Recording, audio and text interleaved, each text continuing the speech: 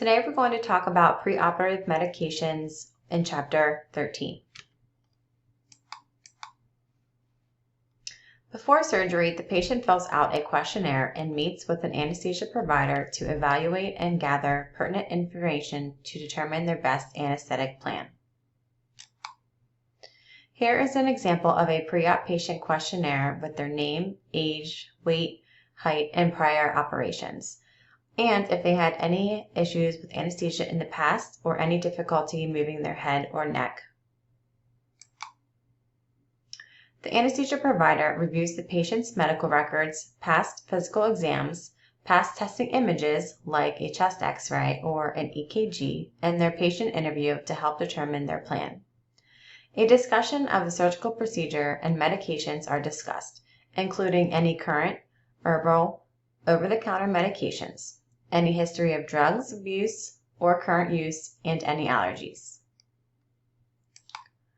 During the conclusion of the interview, a written and informed anesthesia consent form is obtained from the patient.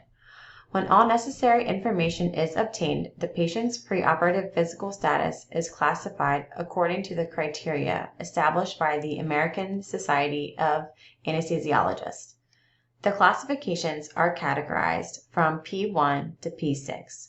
P1 is a normal, healthy patient, and P6 is a declared brain-dead patient.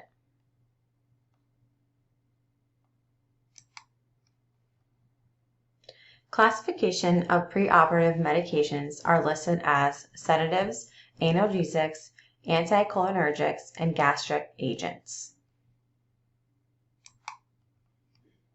Purpose of medications are to relieve anxiety from sedatives. Analgesics are used to relieve pain. Some examples are morphine and fentanyl. Gastric drugs, the goal is to reduce gastric secretions and neutralize them. And they fall into antacids, antiemetics, and anti-cholinergics. Antacids decrease acid production. Antiemetics decrease nausea and vomiting.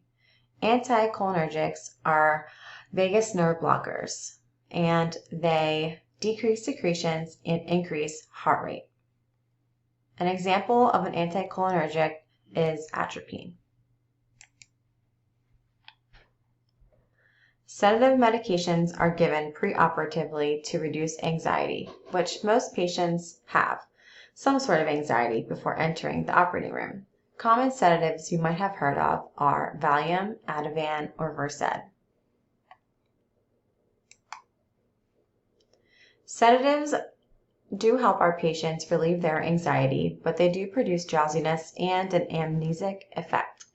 Amnesic is memory impairment. Awareness is always given because they cause respiratory depression or hypoventilation, which is slow, ineffective breathing and can lead to cardiac depression. Anterograded amnesia is when a patient is given a high-dose sedative. The patient remains conscious, but still is most likely not going to remember the events of what is happening. Most of the time, patients will not remember going to the OR. Some patients may require analgesics before heading to surgery. So while waiting in the pre-op area, or if they are an inpatient, a patient who was a trauma patient with a bunch of fractures, etc., may receive analgesics. Analgesics just means without pain or pain relief. A common analgesic is opioids, which has morphine-like actions, and it equals sedation. Common examples besides morphine or fentanyl and metformin, awareness is given as they cause slowed respirations as well. Anti-cholinergic. We do not normally administer these agents in the pre-op area, but in special instances we do. These do block the neurotransmitters acetylcholine, ACH. It contracts our smooth muscles, dilates our blood vessels, increases our body secretions, and increases our heart rate. So that is why we try to avoid these agents. But as mentioned, special instances. So if someone has a lot of oral secretions, we can administer anti-Cialog, which decreases the saliva for intubation. The rule of thumb, NPO, Latin for nothing by mouth after midnight, there's a reason for this, and that is to reduce the risk of aspiration during induction. Aspiration occurs when there is food in the stomach, and when you're under general anesthesia, your lower esophageal sphincter relaxes, which then causes the gastric food contents to reflux or vomit. When a patient vomits during induction, their gastric contents can enter the lungs, which can cause damage. This is always a concern when you have a trauma patient come in as well, because again, we do not know the last time they ate or drank anything. Benzodiazepines are drugs to reduce anxiety. Vagolysis are drugs that block receptors of the vagus nerve, which is the 10th cranial nerve, signals from the digestive system to the brain and back, and these are given during bronchoscopies or maxillofacial surgeries.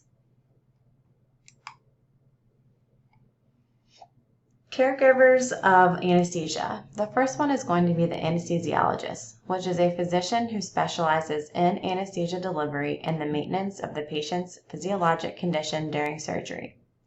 The next type of care provider is an anesthetist, usually a certified nurse anesthetist, a CRNA, who specializes in anesthesia delivery and the maintenance of the patient's physiologic condition during surgery.